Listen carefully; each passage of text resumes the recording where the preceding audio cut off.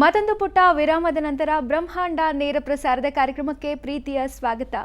ಗುರುಜಿ, ಈಗಾಗಲೇ ಸಾಕಷ್ಟು ವಿಚಾರಗಳನ್ನು ನಮಗೆ ಹೇಳಿದಿರಿ. ಈಗ ಮುಂದಿನ ವಿಚಾರಗಳನ್ನು ತಿಳಿಸ್ಕೊಡ್ತೀರಾ? ಎಲ್ಲ ವೀಕ್ಷಕರಲ್ಲೇ ಇವತ್ತು ಬುಧವಾರ ಅಂತ ಹೇಳಿದ್ವಿ.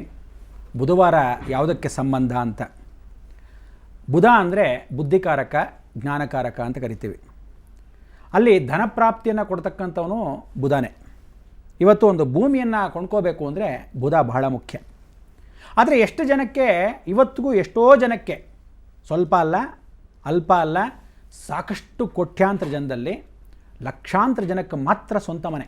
ಮಿಕ್ಕಿದಷ್ಟು ಕೋಟ್ಯಾಂತರ ಜನಕ್ಕೆ ಇವತ್ತು ಸ್ವಂತ ನಿವೇಶನ ಇಲ್ಲ, ಒಂದು ಖಾಲಿ ಸೈಟ್ ಇಲ್ಲ, ಜಾಗ ಇಲ್ಲ. ಅಂಥದ್ರಲ್ಲಿ ಇವತ್ತಿನ ದಿವಸ ಎಷ್ಟೋ ಜನ ಒಂದಲ್ಲ, ಎರಡಲ್ಲ, ಮೂರಲ್ಲ ಅಂತ ಹೇಳಿ ಬೇಕಾಷ್ಟು ಆಸ್ತಿಗಳು ತೆಗೆದುಹಾಕಿರೋರು ಉಂಟು. ಅನುಭವಿಸ್ತಾನೂ ಇಲ್ಲ. ಇವತ್ತಿರೋ ಮನುಷ್ಯ ಬೆಳಗ್ಗೆ ಇರ್ತಾನೋ ದೇವರೇ ಬಲ್ಲ.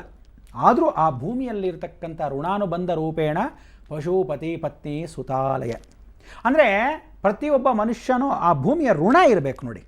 ಇವತ್ತವರೆಗೂ ಎಲ್ಲರೂ ಹೇಳಿದ್ರು, ನಾನು ಹೋದ್ಸಲಿ ಮಾಧ್ಯಮದಲ್ಲಿ ಹೀಗೆ ಮಾತಾಡ್ತಾ ಇದ್ದಾಗ ಕೇಳಿದ್ರು, ಏನಂತ, ಏನ್ರಿ ಬೇಕಾಷ್ಟು ಕೋಟ್ಯಾಂತರ ರೂಪಾಯಿ ಮಾಡ್ಕೊಂಡು ಹೊಟ್ಟೋದ್ರಿ ಅಂತ. ಇವತ್ತು ಬ್ರಹ್ಮಾಂಡ ಗುರುಗಳು ಇರೋದು ಬಾಡಿಗೆ ಮನೆಯಲ್ಲಿ ಅನ್ನೋದು ಇವತ್ತು ಖಚಿತಪಡಿಸ್ತಾ ಇದ್ದೀನಿ ಕೇಳಿ. ಯಾವ ಕಾಲಕ್ಕೂ ಆಶ್ರಮದಲ್ಲೂ ನಿವೇಶನ ಇವತ್ತು ಬಾಡಿಗೆಯಲ್ಲೇ ಇದ್ದೀವಿ. ಅಂದರೆ ಯಾವ ಕಾಲಕ್ಕೂ ನಾವು ಹಾಗೆಲ್ಲ ಕೋಟ್ಯಾಂತರ ರೂಪಾಯಿ ಮಾಡೋ ಹಾಗಿದ್ದರೆ ನಮ್ಮದೇ ಆದ ಸ್ವಂತ ಮಾಧ್ಯಮ ಮಾಡ್ಕೊಂಡ್ಬಿಡ್ತಿದ್ವಿ, ಅವ್ರವ್ರ ಮಾಧ್ಯಮಕ್ಕೆ ಹೋಗಬೇಕಾಗಿರಲಿಲ್ಲ. ನೋಡಿ, ಜೀವನದಲ್ಲಿ ಯಾವತ್ತೋ ತಿಳ್ಕೊಳ್ಳಿ, ಭಗವಂತನಿಗೆ ಗೊತ್ತು, ಆತ್ಮಸಾಕ್ಷಿ ನನಗೆ ಗೊತ್ತು, ಜಗತ್ತಲ್ಲಿ ಯಾರು ಹೇಗಿರಬೇಕು ಅನ್ನೋದನ್ನು ಆ ಕಾಲದಿಂದ ಒಂದೇ ಕ್ಷಮ ನಾನು ಪಾಲಿಸ್ಕೊಂಬಂದಿರೋದು. ಸರ್ ಎಂ ವಿಶ್ವೇಶ್ವರಯ್ಯ ಅವರಿಗೆ 4ನೇ ತಲೆಮಾರಾಗಿರ್ತಕ್ಕಂಥ ಮೊಮ್ಮಗ ಆಗಿರ್ತಕ್ಕಂಥ ನಾನು, ಆದಿಶಂಕರಾಚಾರ್ಯ ಪರಂಪರೆಯಲ್ಲಿ ಬಂದಿರತಕ್ಕಂಥ ಅಭಿನವ ವಿದ್ಯಾಭಾರತಿಗಳಿಗೆ ವಿಶೇಷವಾಗಿರ್ತಕ್ಕಂಥ ಮೊಮ್ಮಗನಾಗಿರ್ತಕ್ಕಂಥ ನಾನು, ಚಂದ್ರಶೇಖರ ಭಾರತಿಗಳಾಗಿರ್ತಕ್ಕಂಥವರಿಗೆ ತಂದೆಯವರ ಸಂಬಂಧ ಭಾಗದಲ್ಲಿರ್ತಕ್ಕಂಥ ನಾನು, ಇಡೀ ಜಗತ್ತಿನ ವಿಶ್ವವೇ ಮೆಚ್ಚುವಂಥ ಅನುಗ್ರಹವನ್ನು ಪಡೆದಿರತಕ್ಕಂಥ 101 ವರ್ಷ ಕಂಚ ಕಾಮಕೋಟಿ ಪೀಠ ಚಂದ್ರಶೇಖರೇಂದ್ರ ಸರಸ್ವತಿಗಳು ಮಹಾಸ್ವಾಮಿಗಳು, ಸ್ವತಃ ಆದಿಶಂಕರರೇ ಅವರು ನನಗೆ ಮುಮ್ಮತ್ತಾತಗಳು. ಅಂಥ ಒಂದು ಸಂದರ್ಭದಲ್ಲಿ ನಾವು ಆ ವಂಶದಿಂದ ಬಂದಿರೋನು. ಯಾವತ್ತು ಧರ್ಮಕ್ಕೆ ಇದ್ದೀನಿ, ಧರ್ಮಕ್ಕೆ ಜಯ, ಧರ್ಮದ ಮುಖಾಂತರನೇ ಹೋಗ್ತೀನಿ. ಯಾವ ಕಾಲಕ್ಕೂ ಇದುವರ ತನಕ ಯಾರಿಗೂ ಟೀಕೆ ಟಿಪ್ಪಣಿ ಮಾಡದೆ ಜೀವನವನ್ನು ಯಾರು ಮಾಡ್ತಾರೋ ಜೀವನದಲ್ಲಿ ಚೆನ್ನಾಗಿರೋದಕ್ಕೆ ಸಾಕ್ಷಿಬದ್ಧವಾಗಿರ್ತಕ್ಕಂಥವನು. ಎಲ್ಲೋ ಒಂದು ಸಮಯದಲ್ಲಿ ನಡ್ಕೊಂಡು ಹೋಗ್ತಾ ಇದ್ದ ನನಗೆ ಇವತ್ತು ಆ ಭೂಮಿಯ ಋಣ ಇಲ್ಲ ಅನ್ನೋದಕ್ಕೆ ನಿಮಗೆ ಹೇಳ್ತಕ್ಕಂಥ ವಿಚಾರ. ಆದರೆ ಜಗನ್ಮಾತೆಗೋಸ್ಕರ ಕಟ್ಟುವಂಥ ದೇವಾಲಯ ಕೊನೇ ದೇವಾಲಯವಾಗ್ತಕ್ಕಂಥದ್ದು ಸತ್ಯ. ಇಡೀ ವಿಶ್ವಕ್ಕೆ ನಾನು ಹುಟ್ಟಿರ್ತಕ್ಕಂಥದ್ದು ಏನಕ್ಕೆ ಅಂತ 2012 ಗೊತ್ತಾಗತ್ತೆ ಅಂತ ಎಷ್ಟೋ ಜನಕ್ಕೆ ಹೇಳಿದೆ. ಕೆಲವರೆಲ್ಲ ಕೇಳಿದ್ರು ತಲೆಹರಟ ಪ್ರಶ್ನೆಗೆ, ನೀವೇನು ದೇವರ ಮಾನವರಾ ಅಂತ. ದೈವ ಮಾನವ ಅಂತ ನಾನು ಯಾವತ್ತೂ ಹೇಳ್ಕೊಂಡಿಲ್ಲ, ಭಗವಂತ ಅಂತ ಹೇಳ್ಕೊಂಡಿಲ್ಲ. ಆದರೂ ಧರ್ಮ ಮಾರ್ಗದಲ್ಲಿ ಒಂದು ಧರ್ಮದರ್ಶಿ, ಧರ್ಮವನ್ನು ಎತ್ತಿಡಿಬೇಕಾದಾಗ ಯಾವ ಕಾಲಕ್ಕೂ ಕಲ್ಮಶ ಇಲ್ಲದೇ ಇರೋ ಮನುಷ್ಯ ನೇರವಾಗಿ ಹೇಳ್ತಾನೆ. ಅದಕ್ಕೆ ಇಂಥ ಒಂದು ಕಾರ್ಯಕ್ರಮವನ್ನು ನೇರ ದಿಟ್ಟ ನಿರಂತರ ಅಂತ 24/7 ಸುವರ್ಣ ಮುಖಾಂತರವಾಗಿ ನೇರವಾಗಿ ಹೇಳೋಕ್ಕೋಸ್ಕರ ಬಂದಿದ್ದೀವಿ, ಹೌದಾ? ಅಂಥ ಒಂದು ಸಾಯಂಕಾಲದ ಕಾರ್ಯಕ್ರಮದಲ್ಲಿ ಇವತ್ತು ಈ ಕಾರ್ಯಕ್ರಮ ನೋಡ್ತಾ ಇದ್ದವರು ಎಷ್ಟು ಜನ ನಿಜವಾಗ್ಲೂ ಮೆಚ್ಕೊಂಡಿರ್ತೀರ ಅವರೆಲ್ಲ ಒಂದ್ಸಲಿ ಸುವರ್ಣ ವಾಹಿನಿಗೆ ಪತ್ರಗಳ ಮುಖಾಂತರ ತಿಳಿಸಿ. ಖಂಡಿತ ನಾವು ಗುರುಗಳು ಬರೆದಿದ್ದು ಒಳ್ಳೆ ಸಂತೋಷ ಅಂತ ಕಳಿಸಿ ನೋಡೋಣ, ಎಷ್ಟು ಜನ ಕಳಿಸ್ತೀರ ಗೊತ್ತಾಗತ್ತೆ. ಅಷ್ಟೇ ಸಮಯಕ್ಕೆ ಎಷ್ಟು ಜನ ಬೇಜಾರು ಮಾಡ್ಕೊಂಡಿರ್ತಾರೆ, ಬಂದ್ಬಿಟ್ರಾ ತಿರುಗಿ ಅಂತ ಬೇರೆ ಮಾಧ್ಯಮದ ಮುಖಾಂತರ ಹಂಚ್ಕೊಂಡಿರೋರು ಇರ್ತಾರೆ. ಇನ್ನಷ್ಟು ಜನ ಯಾಕಾದರೂ ಬಂದರೂ, ಎಲ್ಲಿ ಕಾಶಿಗೆ ಹೋದರೂ ಶನೇಶ್ವರನ ಕಾಟ ತಪ್ಪಿಲ್ವಲ್ಲ ಅನ್ನೋರು ಇರ್ತಾರೆ. ಅಂದರೆ ನಾವು ಯಾರನ್ನು ಬೈತೀವಿ, ಬೈಯೋದು ಒಳ್ಳೆಯದಕ್ಕೋಸ್ಕರ. ಇದುವರ ತನಕ ಯಾರಿಗೂ ನಾನು ಯಾವ ಕಾಲಕ್ಕೂ ದ್ವೇಷಗಳನ್ನ ಇಟ್ಕೊಂಡಿಲ್ಲ. ಬೈದರೆ ಇವತ್ತು ಕ್ಯಾಕ್ರು ಸುಗಿದ್ಬಿಡ್ತೀನಿ. ಯಾವ ಕಾಲಕ್ಕೂ ಸಂತೋಷ ಪಡುವಾಗ ಅವರವರ ಕೆಲಸದಲ್ಲಿ ಯಾರು ಉತ್ತಮ ಇರ್ತಾರೋ ಅವರಿಗೆ ಪ್ರೋತ್ಸಾಹವನ್ನು ನೀಡ್ತೀವಿ. ಹಾಗೆ ಅಂಥ ಪ್ರೋತ್ಸಾಹವನ್ನು ನೀಡಿರೋದಕ್ಕೆ ಭಗವಂತ ಇವತ್ತಿಗೂ ತಿರುಗಿ ನಿಮ್ಮ ಮುಂದೆ ಕೂಡಿಸಿರೋದು ಸತ್ಯ ಸತ್ಯ ಸತ್ಯ, ಹೌದಲ್ವಾ? ಅದಕ್ಕೆ ನಿಮ್ಮೆಲ್ಲರಿಗೂ ಹೀಗೇ ಪುರಾಣ ಕಥೆಗಳನ್ನು ನಂದೇ ಊದ್ಕೊತಾ ಇದ್ದರೆ ಬೇಜಾರಾಗೋ ಬದಲು ಇವತ್ತು ಬುಧವಾರ, ಆ ಬುಧವಾರದ ದಿವಸ ಅಧಿಕ ಮಾಸ, ಅಧಿಕಸ್ಯ ಅಧಿಕ ಫಲಂ. ಭೂಮಿ ಬಗ್ಗೆ ಒಂದು ವಿಚಾರ ಕೇಳ್ತೀನಿ ಕೇಳಿ. ಇವತ್ತು ಆ ಭೂಮಿ ಬಗ್ಗೆ ವಿಚಾರ ಅಂದರೆ, ಇವತ್ತು ಯಾರ್ಯಾರು ನಿವೇಶನ ಮಾಡ್ಕೊಂಡಿಲ್ಲ ನೀವೆಲ್ಲರಿಗೂ ಒಂದು ಒಳ್ಳೆಯ ಅವಕಾಶವನ್ನು ಕೊಡ್ತೀನಿ. ಇದೇ ಪೌರ್ಣಮಿ ದಿವಸ ಶುಕ್ರವಾರ ಬಹಳ ವಿಶೇಷ. ಶುಕ್ರವಾರ ಪೌರ್ಣಮಿ ಬಿದ್ದರೆ ಲಕ್ಷ್ಮೀ ಪೂಜೆಯನ್ನು ಮಾಡ್ಕೊಳ್ಳಿ ಅಂತ ಹೇಳ್ತಾರೆ. ಆದರೆ ಭೂಮಿ ಪೂಜೆಯನ್ನು ಮಾಡ್ತೀವಿ ಅಂತಾರೆ. ಭೂಮಿ ಲಕ್ಷ್ಮಿನ ಇಬ್ಬರನ್ನ ಹೇಗೆ ಪೂಜೆ ಮಾಡೋದು ಅಂದರೆ ಔದುಂಬ್ರ ವೃಕ್ಷದ ಮುಖಾಂತರ ಅಂತ ಹೇಳ್ತೀನಿ. ಆ ಔದುಂಬ್ರ ವೃಕ್ಷವನ್ನು ಯಾರು ಬೆಳಗ್ಗೆ ಎದ್ದು ಗುರು ಬ್ರಹ್ಮ, ಗುರು ವಿಷ್ಣು, ಗುರುದೇವೋ ಮಹೇಶ್ವರ, ಗುರು ಸಾಕ್ಷಾತ್ ಪರಬ್ರಹ್ಮ ತಸ್ಮೈ ಶ್ರೀ ಗುರವೇ ನಮಃ, 300 ಮುಕ್ಕೋಟಿ ದೇವತೆಗಳು ದತ್ತಾತ್ರೇಯ ಸ್ವರೂಪದಲ್ಲಿ ತ್ರಿಮೂರ್ತಿಗಳು ಅನುಸ್ಯಾದೇವಿ ಮುಖಾಂತರವಾಗಿ ಸೃಷ್ಟಿಯಾಗಿರೋ ಆ ದತ್ತಾತ್ರೇಯ ಸ್ವರೂಪದಲ್ಲಿ ಇವತ್ತಿನ ದಿವಸ ಸಾರ್ಥಕದ ನಿಮ್ಮ ಜನ್ಮ ಔದುಂಬ್ರ ವೃಕ್ಷ ಅಂದರೆ ಹತ್ತಿ ಮರ. ಹತ್ತಿಯಲ್ಲಪ್ಪ, ಹತ್ತಿ ಮರ. ಆ ಹತ್ತಿ ಮರದಲ್ಲಿರ್ತಕ್ಕಂಥ ದತ್ತಾತ್ರೇಯನ ಸ್ಮರಣೆ ಮಾಡಿಕೊಂಡು ಪ್ರಜ್ಞಾಮಿಥ್ಯಾಂ ಬುದ್ಧಿಮಂತ ಪ್ರಜ್ಞೆಯನ್ನು ಇಟ್ಕೊಂಡು ಲಕ್ಷ್ಮೀ ಪೂಜೆಯನ್ನು ಮಾಡ್ತಕ್ಕಂಥ ಪ್ರತಿಯೊಬ್ಬರು ಸಾಯಂಕಾಲ ಯಾರು ಹೋಗಿ ಅರಿಶಿನ ಕುಂಕುಮ ಹಚ್ಚಿ ಹತ್ತಿ ಮರ ಅಂದರೆ ಔದುಂಬ್ರ ವೃಕ್ಷಕ್ಕೆ ಹಚ್ಚಿ ಪ್ರಾರ್ಥನೆ ಮಾಡಿ, ಅನುಕೂಲ ಇದ್ದವರು ದೀಪವನ್ನು ಕೂಡ ಒಂದು ದೀಪವನ್ನು ಹಚ್ಚು. ಹಾಗೇನ್ಬಿಟ್ಟು ಎಲ್ಲರೂ ಹೋಗಿ ಒಂದೇ ಮರ ಹಿಡ್ಕೊಂಡ್ಬಿಡ್ಬೇಡಿ, ಅರ್ಥ ಆಯ್ತಾ? ಉಣ್ಣಿಂದೇ ಒಗೇ ಕಾಲು ಅಂತ ಎಲ್ಲರೂ ಹೋಗಿ ಒಂದು ಕಾಲು ಹಿಡ್ಕೊಬೇಡಿ. ಎಲ್ಲ ಭಗವಂತನ ಅನುಗ್ರಹದಲ್ಲಿ ನಾನಾ ರೀತಿಯಲ್ಲಿದೆ. ಆ ರೀತಿ ಸ್ಮರಣೆ ಮಾಡ್ಕೊಳ್ಳಿ. ಆವತ್ತಿನ ದಿವಸ ಏನು ಮಾಡಬೇಕು ಅನ್ನೋ ರಹಸ್ಯ ಕೂಡ ನಿಮಗೆ ತಿಳಿಸ್ತೀನಿ. ಆದರೆ ಒಂದು ವಿಚಾರ, ಎಲ್ಲೆಲ್ಲಿ ಭೂಮಿ ತೊಗೊಂಡಿದ್ದೀರಾ ದಯವಿಟ್ಟು ಹೇಳ್ತಾ ಇದ್ದೀನಿ, ವಾಸ್ತವಿಕವಾಗಿ ಹೇಳ್ತಾ ಇದ್ದೀನಿ, ದಕ್ಷಿಣದಲ್ಲಿ ಯಾರು ನಿವೇಶನ ಮಾಡ್ತಾ ಇದ್ದೀರೋ ಜಲಮದಲ್ಲಿ ಉದ್ಧಾರ ಆಗಲ್ಲ ಅಂತ ಖಡಾಖಂಡಿತವಾಗಿ ಹೇಳ್ತಾ ಇದ್ದೀನಿ. ಅಂದು ಇಂದು ಎಂದೆಂದೂ ದಕ್ಷಿಣದಲ್ಲಿ ವಾಸವಾಗಿರೋನು ಕುಜ, ಋಣದಲ್ಲೇ ಇರ್ತೀರ, ಸಾಲದಲ್ಲಿ. ಯಾವ ಕಾಲಕ್ಕೂ ಹೆಣ್ಣು ಮಕ್ಕಳು ಮನೆಯಲ್ಲಿ ಮದುವೆ ಆಗದೇ ಇದ್ದವರು ಯಾವ ಕಾಲಕ್ಕೂ ಕಷ್ಟ ಪಡ್ತಾನೆ ಇರ್ತಾರೆ, ಮನೆ ಬಿಟ್ಟು ಹೊಟ್ಟೋಗ್ತಾ ಇರ್ತಾರೆ, ಕೆಟ್ಟ ಗಳಿಗೆಗಳು ಬರ್ತಾನೆ ಇರುತ್ತೆ.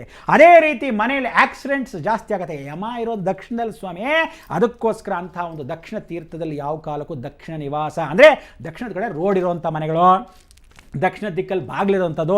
ಅಪಾರ್ಟ್ಮೆಂಟ್ ಏನು ಮಾಡೋದು ಗುರುಗಳೇ ಅಂತೀರ, ಅಪಾರ್ಟ್ಮೆಂಟಲ್ಲಿ ಕೂಡ ಪೂರ್ವಾಭಿಮುಖವಾಗಿ ಇಟ್ಕೋಬೇಕು. ಅಕಸ್ಮಾತ್ ದಕ್ಷಿಣ ಇದ್ದರೆ ಖಂಡಿತ ಬೇಡ. ನಾನು ಒಂದೊಂದು ಸಲ ಅನ್ಕೊತೀನಿ, ನಿಮಗೆಲ್ಲ ಹೇಳ್ಬಿಡ್ತೀನಿ. ಇವಾಗ ನಾನು ಬಾಡಿಗೆ ನಿವೇಶನಲ್ಲಿದ್ದೀನಿ. ಕೆಲವರು ಬಂದು ಹೇಳ್ತಾರೆ, ಗುರುಗಳೇ ನೀವು ಹೇಳಿದ್ದಕ್ಕೆ ಆ ಜನಗಳು ಎಲ್ಲರೂ ಪೂರ್ವ ಉತ್ತರಕ್ಕೆ ಹೊಟ್ಟೋಗಿದ್ದಾರೆ, ನಮ್ಗೆ ಯಾವ ಮನೆಯೂ ಸಿಗ್ತಾ ಇಲ್ಲ, ಕಟ್ಟೋನೆಲ್ಲಿ ಅಂತ. ಅದಕ್ಕೆ ಈ ಲ್ಯಾಂಡ್ ಡೆವಲಪರ್ಸ್ ಅಂತ ಏನಿರ್ತಾರೆ, ಏನು ಸುಮ್ಮನೆ ಒಂದು ನಿವೇಶನಗಳು ಮಾಡ್ತಿರ್ತಾರೆ. ದಯವಿಟ್ಟು ನೀವೆಲ್ಲ ಜನಗಳ ಒಂದು ಉತ್ಸಾಹಕ್ಕೋಸ್ಕರ ನಿಮಗೆಲ್ಲೋ ಪುಟ್ಕೋಸಿ ಒಂದಿಷ್ಟು ಜಾಗ ಸಿಗತ್ತೆ ಅನ್ನೋಕ್ಕೋಸ್ಕರ ಹೆಂಗಂದ್ರೆ ತಿರುಗಿಸ್ಬಿಡೋದಲ್ಲ. ಜಾಗ ವೇಸ್ಟ್ ಆದರೂ ಪರವಾಗಿಲ್ಲ, ಪೂರ್ವ ಉತ್ತರವನ್ನು ಇಡಬೇಕು. ಪೂರ್ವದ ಬಾಗಿಲಿದ್ರೆ ಉತ್ತರದ ಗೇಟ್ ಇದ್ದರೆ ಉತ್ತಮ, ಅಥವಾ ಉತ್ತರದ ಗೇಟು ಪೂರ್ವದ ಬಾಗಿಲು ಅಂತ ಹೇಳಿ ಪೂರ್ವ ಅಥವಾ ಉತ್ತರದಲ್ಲಿರ್ಬೋದು. ಪಶ್ಚಿಮ ಬರೀ ಯಾವ ಕಾಲಕ್ಕೂ ಬಿಸ್ನೆಸ್ಗೆ ಮಾತ್ರ. ಪಶ್ಚಿಮದಲ್ಲಿ ನಿವೇಶನ ಇದ್ದರೆ ಅಥವಾ ಕಾಂಪ್ಲೆಕ್ಸ್ ಇಟ್ಕೋಬೋದು. ಯಾವ ಕಾಲಕ್ಕೂ ನಿವೇಶನದಲ್ಲಿ ನೀವಿದ್ದರೆ ಆ ಮನೇಲಿ ಬರೀ ಏನು ಗೊತ್ತಾ, ಛತ್ರ ಚೌಲ್ಟ್ರಿ ಆದಂಗೆ ಆಗ್ಬಿಡುತ್ತೆ. 24 ಗಂಟೆ ಬರ್ತಾರೆ, ತಿನ್ನಕ್ಕೆ ಬರ್ತಾ ಇರ್ತಾರೆ, ನೆಂಟರು ಬರ್ತಿರ್ತಾರೆ, ಫ್ರೆಂಡ್ಸ್ ಬರ್ತಿರ್ತಾರೆ. ಪಾಪ ತಾಯಿಂದರು ಅಡುಗೆ ಮನೆಯಲ್ಲೇ ಕೂತಿರ್ತಾರೆ. ಏನೇ 24 ಗಂಟೆ ಅಡುಗೆ ಮನೆಯೇ ಆಗೋಯ್ತು ನನ್ನ ಗಂಡನ ಕಟ್ಕೊಂಡಾಗಿಂದ ಸಂಸಾರದಲ್ಲಿ. ಯಾಕೆಂದರೆ ಪಶ್ಚಿಮದ ಬಾಗಿಲು, ನೀವು ಅದೇ ಪೂರ್ವದ ಬಾಗಿಲಿಗೆ ಹೋಗಿ ಫಸ್ಟ್ ಕ್ಲಾಸ್ ಆಗಿದೆ, ಆಯ್ತಾ ಕೆಲಸ ನೆಟ್ಟಿಗೆ ಹೋಗೋದು. ಇವತ್ತು ಒಟ್ಟು ಕುಟುಂಬ ಅನ್ನೋದಿಲ್ಲ. ನೀವೆಲ್ಲರೂ ಏನು ನಿವೇಶನಗಳು ತಗೋಬೇಕು. ಎಷ್ಟೋ ಜನಕ್ಕೆ ಅವಕಾಶಗಳು ಈ ಸರಿ ಶನಿ ವಕ್ರತ್ಯಾಗವನ್ನು ಮಾಡಿದ ಮೇಲೆ, ಬುಧ ವಕ್ರತ್ಯಾಗವನ್ನು ಮಾಡಿದ ಮೇಲೆ, ಯಾವಾಗ ಗುರು ಜೊತೆ ಕೇತು ಇರ್ತಾನೋ ಆ ಸಮಯದಲ್ಲಿ ನಿಮಗೆಲ್ಲರಿಗೂ ಒಳ್ಳೆ ಮನೆಗಳು ಆಗೋಕ್ಕೆ, ಒಳ್ಳೆ ನಿವೇಶನಗಳು ಸಿಗೋಕ್ಕೆ. ಯಾವಾಗ ಮನೆ ಕಟ್ಟಿಲ್ವೋ, ನಿವೇಶನ ನಾನು ಒಂದು 5 ವರ್ಷ ಆಗೋದು ತೊಗೊಂಡು ಇನ್ನೂ ಕಟ್ಟೇ ಇಲ್ಲ ಅಂತ ಭಾಳ ಜನ ಪೇಚಾಟ, ಇವತ್ತರೆಗೂ ಆ ಲೋನ್ ಸಿಗೋಕ್ಕಾಗ್ತಿಲ್ಲ. ಅದಕ್ಕೆಲ್ಲ ಪ್ರಯತ್ನ ಈ ಬುಧವಾರ ಬುದ್ಧಿ ಸ್ಥಿರವಾಗಿರ್ತಕ್ಕಂಥ ವಾರ. ಪೂರ್ವ ಉತ್ತರಕ್ಕೆ ತಗೊಳ್ತಕ್ಕಂಥ ಅವಕಾಶ. ಇದನ್ನು ಯಾವತ್ತಿದ್ರೂ ಹೇಳ್ತೀನಿ. ಎಷ್ಟೋ ಜನ ಬೈಕೊಂಡ್ರೂ ಪರವಾಗಿಲ್ಲ. ಕೆಲವರೆಲ್ಲ ಹೇಳ್ತಾರೆ ನಾವು ಇದ್ಬಿಟ್ಟು ಏನು ಚೆನ್ನಾಗಿಲ್ವಾ ಅಂತ. ಎಲ್ಲಿ ಚೆನ್ನಾಗಿದ್ದೀರಾ? ದಕ್ಷಿಣದ ಮನೇಲಿ ಚೆನ್ನಾಗಿರೋನು ಯಾವನ್ನಾದರೂ ತೋರಿಸ್ಬಿಡಿ, ನಾನು ಇವತ್ತೇ ವಿದ್ಯೆ ಬಿಟ್ಬಿಡ್ತೀನಿ. ಯಾಕೆಂದರೆ ದಕ್ಷಿಣದ ಮನೇಲಿ ನೀವು ಅಂದ್ಕೊತೀರಾ ದೂರದ ಬೆಟ್ಟ ನುಣ್ಣಗೆ.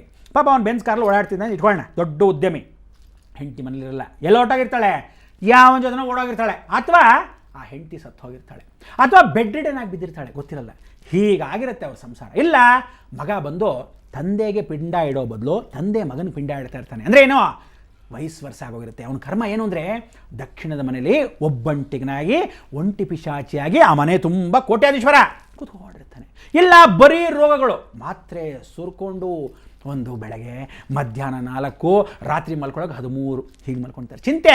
ಇವಾಗ ನೋಡಿ ಕಲಿಯುಗ ಅಲ್ಲ ಇದು, ಟೆನ್ಷನ್ ಯುಗ. ಇನ್ನು ಸ್ವಲ್ಪ ದಿವಸ ಹೋಗ್ತಾರೆ, ಇನ್ನೊಂದು ಸ್ವಲ್ಪ ಟೆನ್ಷನ್ನು. ಏನಪ್ಪ ಯಾವಾಗಲೂ ಗುರುಗಳು ಟೆನ್ಷನ್ನೇ ಕೊಡ್ತಾ ಇರ್ತಾರೆ ಅಂತ.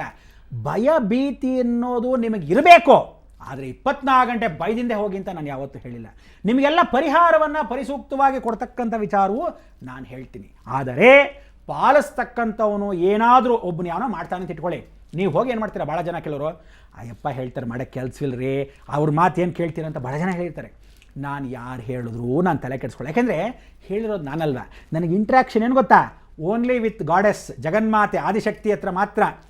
ಭಯ ಪಟ್ಟರೆ, ಶ್ರದ್ಧಾ ವಿದ್ಯೆ ಇದ್ದರೆ ಕೇಳೋ ಮಾತೆಲ್ಲ ಜಗನ್ಮಾತೆ ಮುಖಾಂತರ. ಏನು ಇನ್ಫ್ರಾರೆಡ್ ರೇಸ್ ಇನ್ಫ್ರಾವೈಲೆಟ್ ರೇಸ್ ಅಂತ ನೀವು ಅನ್ಕೊತಾ ಇದ್ದೀರಾ, ಇವತ್ತಿಲ್ಲಿಂದ ರಿಮೋಟ್ ಕಂಟ್ರೋಲ್ ಟಿವಿನ ಆನ್ ಮಾಡ್ತಿರಲ್ಲ, ಹಾಗೇ ಆ ಜಗನ್ಮಾತೆ ನನಗೊಂದು ದೈವಶಕ್ತಿ ಜ್ಞಾನಶಕ್ತಿ ಅಂತ ಕೊಟ್ಟಿದ್ದಾಳೆ. ಎಷ್ಟೋ ಜನ್ಮದ ನಮ್ಮ ತಂದೆ ತಾಯಿ ಮಾಡಿರ್ತಕ್ಕಂಥ ಪುಣ್ಯದಿಂದ ಇವತ್ತು ನಾನಿಷ್ಟು ಮಟ್ಟಿಗೆ ಇದ್ದೀನಿ ಅಂದರೆ ಆ ಜಗನ್ಮಾತೆಯ ಅನುಗ್ರಹ. ಆ ಜಗನ್ಮಾತೆಗೋಸ್ಕರ ನಿಮಗೆಲ್ಲರಿಗೂ ನಾನು ಹೇಳ್ತೀನಿ, ನಾನೆಷ್ಟು ಚೆನ್ನಾಗಿದ್ದೀನೋ ನೀವುಗಳು ಅಷ್ಟೇ ಚೆನ್ನಾಗಿರಿ. ಇದರಲ್ಲಿ ಯಾವ ಜಾತಿ ಮತ ಭೇದವನ್ನೆಲ್ಲ ಬಿಟ್ಟು ಬಿಸಾಕಿ ನಾನು ಹೇಳೋ ರೂಲ್ಸ್ ರೆಗ್ಯುಲೇಷನ್ ಎಲ್ರಿಗೂ ಒಂದೇ ರೂಲ್ಸು. ಇವತ್ತು ಭಾರತ ದೇಶದಲ್ಲಿ ಅಲ್ಲೆಲ್ಲೋ ಡೆಲ್ಲಿಲಿದ್ದಾನೆ, ಅವನಿಗೊಂದು ರೂಲು, ಸ್ವಲ್ಪ ಒಂದು 10,000 ಕೊಡ್ತಾನೆ, ಅವನಿಗೊಂದು ರೂಲು. ನಾನು ಇದುವರೆಗೆ ತನಕ ಮಾಡಿಲ್ಲ, ಆ ಥರ ಮಾಡೋಕ್ಕೂ ಹೋಗಲ್ಲ. ಒಂದೇ ರೀತಿಲಿ ಒಂದೇ ಸಿಸ್ಟಮ್. ನೋಡಿ, ಒಂದು ಹೋಮ ಮಾಡ್ತೀರಾ, ಹೋಮ ಮಾಡಿದಾಗ ಅವನೇನು ಮಾಡ್ತಾನೆ 25,000 ಅಂತಾನೆ, ಈ ಕಡೆ ಇರೋನು ಹೋಮ ಮಾಡ್ತಾನೆ 5,000ಕ್ಕೆ ಮುಗಿಸೋ. ನೋಡ್ರಿ, ಅಲ್ಲಿ 5,000, ಇಲ್ಲಿ ರುದ್ರ ಹೋಮಕ್ಕೆ 25,000 ಅಂತ ಮಾಡ್ಕೊಂಡಿರೋದು ಯಾರೋ ಅವರುಗಳು. ನೀವುಗಳು ಅದಕ್ಕೇನು ಮಾಡಬೇಕು? ಎಚ್ಚರ ಎಚ್ಚರ ಎಚ್ಚರ. ಆದರೆ ಅದಕ್ಕೆ ನಾನು ಸರಿ ದಾರಿ ಕೊಡ್ತೀನಿ, ಒಂದು ಸಿಸ್ಟಮ್ ಮಾಡೋಣ, ನಿಮ್ಮೆಲ್ಲರ ಸಹಕಾರ ಇರಬೇಕು, ಇದ್ದರೆ ಮಾತ್ರ ಸಾಧ್ಯ. ಗುರುಜಿ, ಜೀವನದಲ್ಲಿ ಮೌಲ್ಯಗಳನ್ನು ಅಳವಡಿಸ್ಕೊಳ್ತಾ ಹೊರಟಾಗೆ ನಮ್ಮ ಜೀವನ ಸುಂದರವಾಗುತ್ತೆ ಅನ್ನೋ ವಿಚಾರಗಳನ್ನು ತಿಳಿಸ್ಕೊಟ್ಟಿದ್ದೀರಿ. ವೀಕ್ಷಕರೇ, ಇನ್ನು ಮತ್ತಷ್ಟು ವಿಚಾರಗಳನ್ನು ನಾವೆಲ್ಲರೂ ತಿಳ್ಕೊಳ್ಳೋಣ. ಆದರೆ ಅದಕ್ಕೂ ಮುನ್ನ ಈಗ ಬ್ರಹ್ಮಾಂಡ ನೇರ ಪ್ರಸಾರದ ಕಾರ್ಯಕ್ರಮದಲ್ಲಿ ಮತ್ತೊಂದು ಪುಟ್ಟ ವಿರಾಮ.